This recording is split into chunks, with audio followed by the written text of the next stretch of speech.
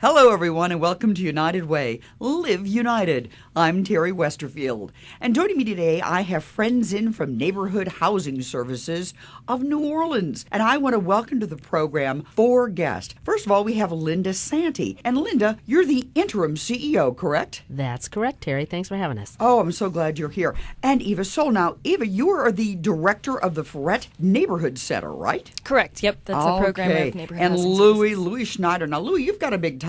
You're the director of the Design Build Center, and that is all part of the Neighborhood Housing Services, correct? Yes, it is. All right. Thanks for having us. Oh, hey, I'm glad. Welcome back. And Thank also, here we go. Now, this is the one, Donna, you've got quite the title, so you're going to have to share it with the audience today.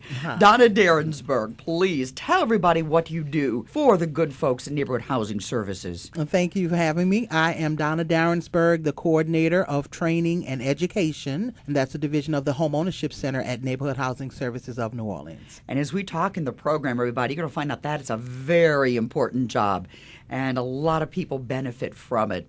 I want to thank everybody for joining us today and let you know a little bit that Neighborhood Housing Services, or NHS, is one of United Way of Southeast Louisiana's community impact partners or partner agencies. Now, United Way CELA helps fund the NHS programs. The training provides comprehensive, affordable home ownership services, and that includes financial fitness, preparation, home ownership counseling, and more and more and more. And we're going to talk about just how important this program is. And maybe, if you don't mind, Linda, you could start us off, because this program started back in 1976. Doesn't seem like it was that long ago, but yeah, I remember those college days. No, but it is, you've carved such an important niche as a nonprofit. Sure. And what you do. Please tell the audience who's listening today what you do. Sure, and you're right. We've been around for a while. We started in Broadmoor. We went to Ferret. In fact, we like to think that some of the excitement that you see on that Ferret corridor between Napoleon and Jefferson is because of our early pioneering work in that corridor. We've been at 3 different buildings on Ferret, and although that's where we're physically located, our services are available to everyone throughout the greater New Orleans area.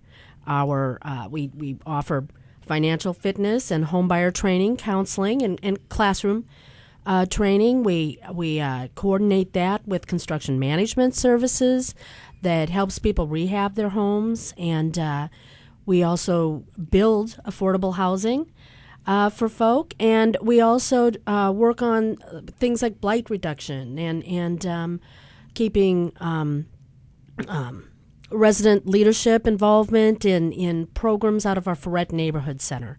To me, it sounds like it really is revitalization and a kind of a renaissance. You're making sure those older neighborhoods that have such history, such a fiber of our neighborhoods, of our community, stay strong. Right, I think you're exactly right, Terry. We encourage. I guess one way to think of it is we promote home ownership through some of our programs, that homebuyer training class, and then we preserve home ownership through the work of the construction management team at our Design Build Center, and through the foreclosure mitigation work that we do.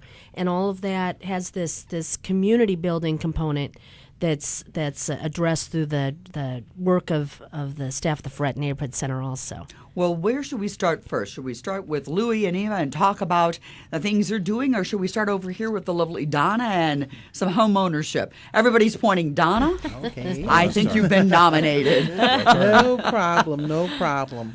Well, again, as Linda stated, one of the many services that we offer is definitely our homeownership training and our financial fitness training.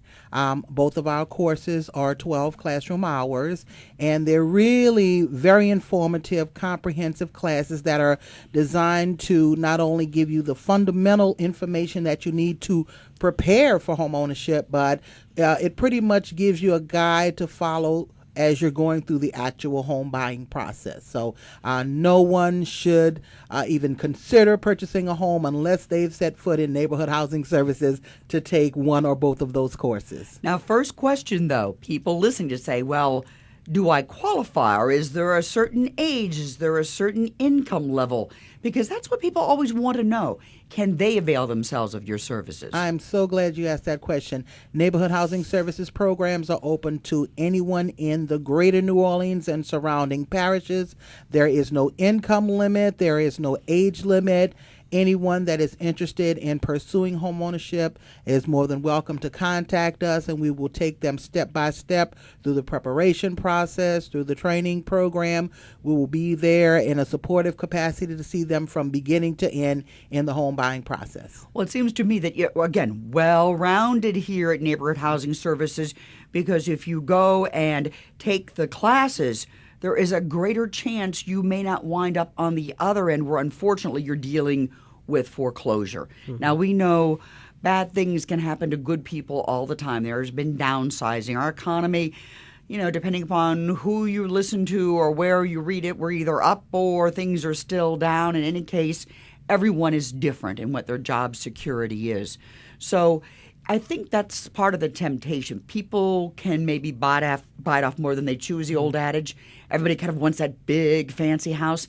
And maybe that's just really not the way to go. And that's what you help them realize. Their dream, but a true possible achievement, right? That is exactly right. What we do, we don't just take them in and herd them into a class and just kind of let them loose to make those decisions. We take them into a counseling capacity first. We assess their financials, their credit, their capacity, and we give them realistic expectations. We let them know what needs to be done in order to prepare for the process, and then we will transition them step by step based on their level of readiness through the various facets of the program. So the great thing is you don't have to be ready. You don't have to have all of your money in the bank. Your credit score does not have to be perfect. We want to take you where you are and work with you step by step to get you from that unfinished product to that viable, strong homeowner. In the end. I was going to say, and I think for anybody, it's one of the biggest purchases you'll ever make in your life, one of the most momentous decisions outside of perhaps marriage and childbirth. But it's something that we all aspire to, or most of us do. But also, there are some people who really don't. They're having problems anyway, just balancing their checkbooks and trying to, as you said, get that credit score up high enough so they could even consider that home. So you're going to really work at that very base level, aren't you? That's correct. We will take them, and that's part of the comprehensive training program, to not only take you through the counseling session where you can have private consultations with a professional who can tell you if there are any deficiencies, how to address them. We take you through a group counseling process in our financial education program, and we start out at the very bottom in terms of helping them to understand the importance of preparing and monitoring a spending plan, which is just another name for your household budget, how to understand how to read bank statements, credit card statements, so that you can know if you are not in a good financial position. We talk to them about some of the pitfalls that are out here, like predatory lending and payday lending, and how to avoid those things. And of course, even if they fall upon unfortunate circumstances where they don't make the right decisions, there's always a way, if you are able to connect with the proper individuals, to get out of that situation and see the light at the end of the tunnel. So we, tell them, don't worry about anything. Don't come in feeling embarrassed or ashamed. Whatever's out there, there's nothing you can show us that we haven't already seen or that we can't fix. Just come in, let us determine a starting point and take you step by step through that, whether that be, like I said, not only the counseling, but a combination of the counseling, the financial fitness training, and eventually the home buyer training. We're going to make sure that before you cross that finish line, you are prepared for what you're undertaking. Donna, this is amazing. Donna Derensburg, we were going to come back to you, but first let's kind of switch and go over this way. So now we know what you're doing, and there is a big piece of what happens at Neighborhood Housing Services. How does this envelop what? We've got Louie over here, we've got Eva, and Miss Interim CEO Linda. Tell us how this all kind of moves to the next part of what you do. Sure. Well, all of our departments work well together, and I think that's one of the we feel proud. We take great pride in the way in which we're really able to add value to our customers' experiences in that way. That we're not just that housing agency that of which there's plenty around the country, but we're a full-fledged community development kind of an organization, a not-for-profit business, and so those customers may end up buying a home that Louis and his team have done construction management, or have developed, or they may end up locating in the Freret neighborhood or the Central City, Milan area because of the excitement that they feel from the work of the Freret Neighborhood Center in our focus, our target area, which is where those houses are being built. So again, that, for example, the construction management services, the rehab work that Louis can talk more about, is available throughout the community, but we've strategically focused our development work in certain neighborhoods. In those areas. Now, would it be, Louis, that Donna's been working with, say, a family, and they are ready to purchase a home, but it might need some repairs or rehabilitation to be able to fit their budget and their desires? Now, is that how some of the pieces fit together? Yeah. Excuse me. In design build, that's one of our main focuses, is rehabbing houses. People that come through the home buyer training, and if they're going to buy a house, let's call it a fixer-up, they can come back to NHS and ask us to help them go through the process. And we start off by doing a feasibility study on the house to see how much it's going to actually cost to repair the house. And then we take them through the entire process. We put it out to bid for them. We get the contract signed between the owner and the contractor. We take it through the whole process, and we're really like an advisor to the homeowner themselves. I'm thinking more like guardian angel, but go ahead.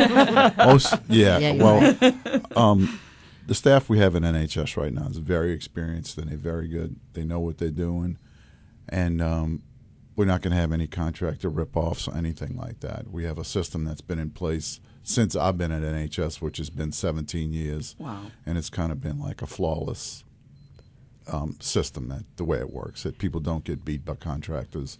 They trust in what we do and what we say, because when we talk to the contractors, they obviously realize that we know what we're talking about, so they're not going to be able to beat the client, is the way that I pride what we do. I say you've got these safeguards built in, and again, it's kind of just buttoned up.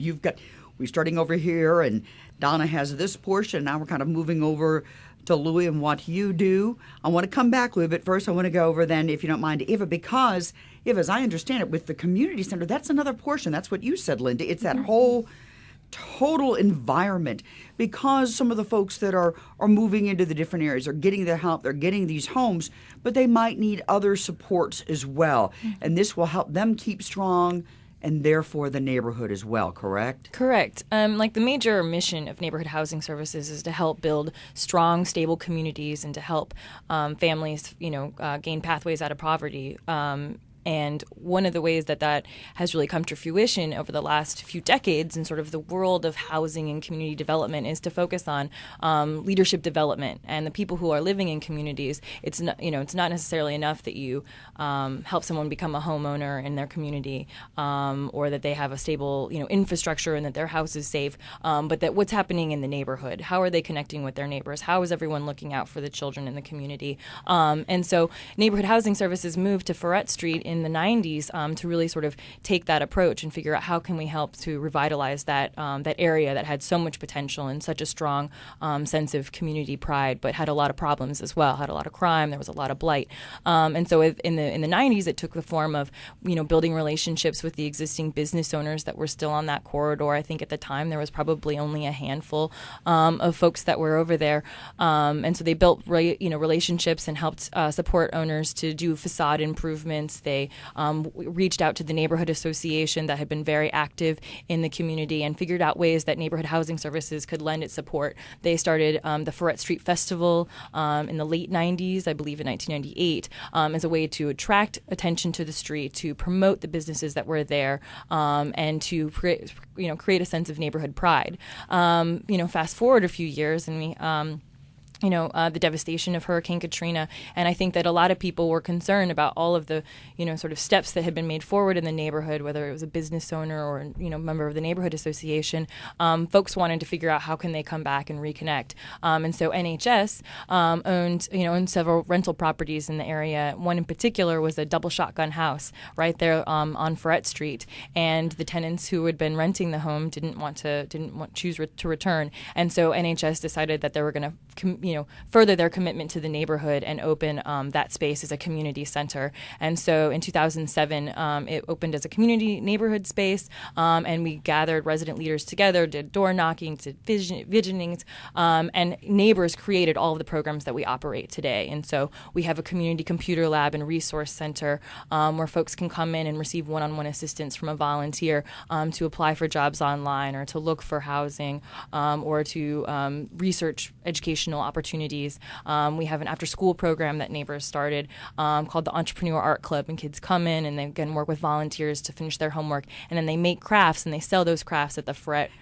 Market. Yeah. And at the and throughout the whole lesson, it's about how do you work as a team, how do you operate a business, and how do you make strong financial decisions. And so at the end of the semester, all of the money that the club has earned gets divvied out to the children based on how many days they've come and participated and taken on leadership roles. And so it's a way of building in sort of that financial fitness piece, and hopefully getting them on a track to homeownership in later years. We also have a seniors group that meets there, and they are, the strong sort of core of leadership in our community and wonderful advisors to us as we work at the neighborhood center or, look at sort of what's going on in the community and what do we need to do in order to strengthen it. And then finally, we also do community organizing with residents around blight and crime. In 2008, neighbors did a satisfaction survey, and they went around and they interviewed 200 people to find out what was the biggest concern in the neighborhood. And blight was the major priority. And so a team of residents formed, and they've met monthly doing physical property surveys to identify where's the blight. They reached out to property owners to find out what was going on with the house and how they could be helpful. And then they've also worked with the city and code enforcement and trying to follow how these properties are going through city processes. And that is one way that we all connect through the NHS program is when we, this property campaign of neighbors, when they, would get in contact with their former neighbors and find out that they needed help rebuilding their house or that they needed services to prevent foreclosure, we were able to directly link them to the other services at NHS and help them to come back to the neighborhood and help be a strong part of the community. It's amazing because you really are touching all life cycles there. You're from the seniors that you've been known to be helping for years, but now the young entrepreneurs, and to have the kids in there, as you said, this is amazing because the kids are our focus, they're our future, we're moving forward, we're looking at them to take us onward and upward, and that's great. It's great. And I know when you're talking about blight, because there goes crime often they're associated. If you have blighted areas, then it gives an opportunity for people to move in and set up and whatever. So this sounds to me like a lot of it is the door knocking and everything, kind of listening session, just really going around and finding out from those who've been there a long time, those who were strong enough to come back with hopefully some, help from you and others who want this to be a generational home and neighborhood again. Yeah, definitely. And, we've seen a lot of great success, since we did our 2008 survey and we brought people together to address the concerns or to really play up the components of pride that came out of that survey. In addition, beyond the concerns about blight, people also said that this is a neighborhood that is very friendly and that this is a place that they recommend other people to come and to live. And so we recently redid the neighborhood survey this past year, and the concern about blight has dramatically decreased. The number of blighted properties has decreased by about 50% since 2008. All right, come on. Yeah, right. That's very good. As well as, and people's sort of concerns or ideas about how they wanted to be engaged in the neighborhood have changed. So rather than being, working directly on these, on crime committees or on blight committees, people want to focus on how do we come together? How do we have more social events? How do we, support neighborhood cleanups? And, there's a lot of new people, as this blight decreases, it means that there's a lot of new people in the community. And so I think neighbors are seeing, how can we, take advantage of of all this additional capacity and this human capital, bring people together, get to know each other, and make sure that we have a strong, vibrant community for everyone to live in. So. And that's wonderful. And that makes me think of I'm going to shift it back to you for a little bit, Louie, because you're instrumental then too, as Eva just mentioned, new people coming in, new home ownership. Again, coming back to what you do and helping, and we've got over here, we can't forget about our good friend Donna, because she's helped set them up, get into the neighborhood. They want to come there because the neighborhood is so strong and vibrant because of what Eva and everybody else is doing. And now here you are. You're literally the guy with the hammer and the nails and making sure. We don't actually drive the nails. I am. It's a metaphor. No, that you're getting everybody back in those houses. Right. Eva's group sends us a lot of clients across. We're right across the street from them, and she sends us an awful lot of clients, and we've helped a whole lot of people since Katrina, since they've been open. Let's put it like that. To somehow assist them to get back into their house, whether if it was just giving them advice with Road Home or actually gathering up some volunteers with other groups and bringing them in. And one lady comes into mind, Miss Janice. I will not say her last name, but she came to us in her house. She had begun renovation. They broke into it and stole all her plumbing and her electrical wires and everything. And she came to us through Eva, and we were able to help her get back into her house. And that's one of the really good success stories that we have. She has 3 grandchildren that live with her. They had no place to live, and we went in there and we gathered up some volunteers with the help of some other groups. And these guys came from Pennsylvania, I believe, to fix her house. And we had some money we could help her with. And it really turned out to be a great story. But that's just one of many, many stories. Well, I'm going to that put you we on the have. spot a little bit. It doesn't have to be just Louis, if anybody else, because that's what we all love to hear, the success stories. That's why the NGOs or the nonprofits that all work together, folks who are listening today, that's why we are important. We have a role to play, because if it weren't for neighborhood housing services, for United Way and the partners with whom we all work, we interact, think about how much more would still need to be done. And that's only the tip of the iceberg, because what would be often increased taxes upon people. So it could be. So we are all kind of one hand washing the other here and really working again to make this a strong, strong community. And the housing, I said, that's everybody, I think, is a dream of some sort to have that home, that place they can call their own. And you help make sure they get one and it's safe and that it's going to be secure for them. Right. We take pride in what we do, and we fix the houses nice. We don't let our clients be subject to any kind of contract or fraud because of the protection that we build into the system. But bringing people back makes the whole community better. When they're living in the neighborhood, they're not only paying taxes, but they're shopping at the stores there, which brings in sales tax. It just works throughout the whole thing. And I think Eva bringing people back, us building houses, and Donna training them, and NHS kind of taking the lead in that neighborhood a long time ago. And we've come a long way, too. We started on one little building. Now we have this great big building, which I'm so proud of. Was he going to stake that claim? And you made it happen, didn't you, Linda?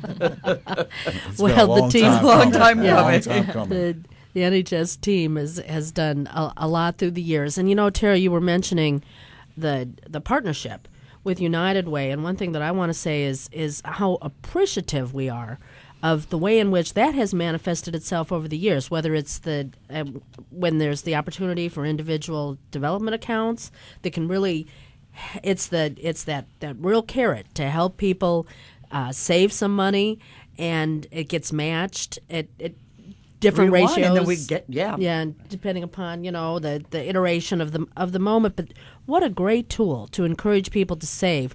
A lot from our perspective, we see it in terms of for home buying, and at times I think there's been other opportunities that United Way has made available in we child have care, for vehicles and transportation, child care Yeah. because we so desperately had needed, especially after Katrina. I would someday we all hope we can quit mentioning that name, but for it's such a demarcation of our lives and Right. where things started. But there just wasn't enough to go around for someone to build one Right. and to operate. But thank you, yes, because again, I think it shows that teamwork, that we all work together and need to work together to make sure that we get things done in the community and for the right reasons. Exactly, and Donna mentioned it already, but that work on payday lending, and the way that preys on communities. Well, you and I happened to be attending a meeting, an information session, and I was going to ask that earlier, Donna. The predatory lending is just, oh my goodness, out of hand. Yeah. And what you'll wind up paying in the long run It's just it's unbelievable. I have to watch my words here, but to me it's almost like STE and then fill in the other letters and then G at the end, because it is. It's taking advantage of people who are in a predicament because they're trying. People who live paycheck to paycheck and can't make ends meet even then. It's just horrific what's happening.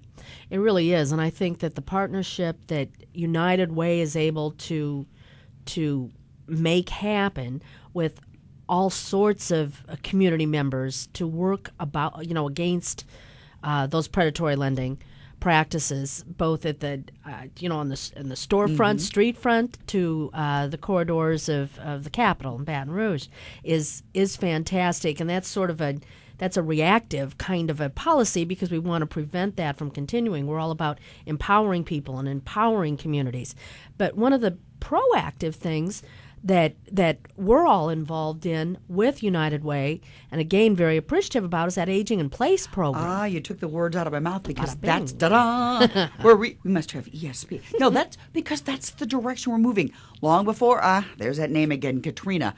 We were a gray city or a graying city. Preponderance of the population, 50 and older, et cetera. I know I'm more gray. Well, we baby boomers, yes, I'm aging in place. Some days okay, other days maybe not as well.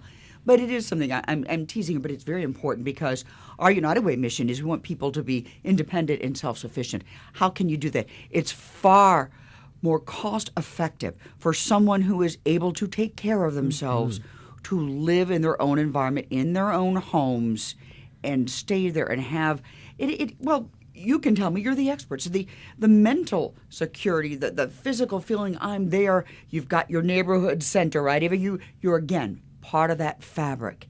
It gives you all these supports that make living life, especially as you get older, much easier for you and probably your family and friends.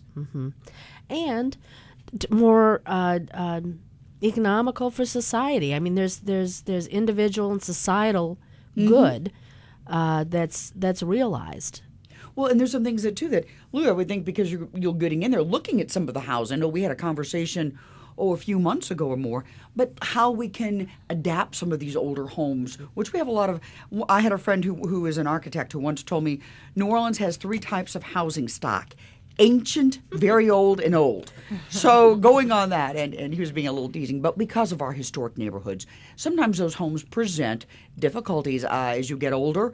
Maybe you have a 2-story home, and they used to be built, the restrooms, the bathrooms were only on the top floor, or different things like that. So being able to rehab them and make those door maybe frames wider, or all the things you have to do to make it easier as we get older and arthritis sets in, and maybe the eyes and et cetera start to go. We actually have built a program around helping seniors to make the houses more accessible, safer for them, and it's just small things that we can do that makes them feel better. Just like some exterior lighting, maybe an easy way to get up to the front porch with a small ramp or a lift.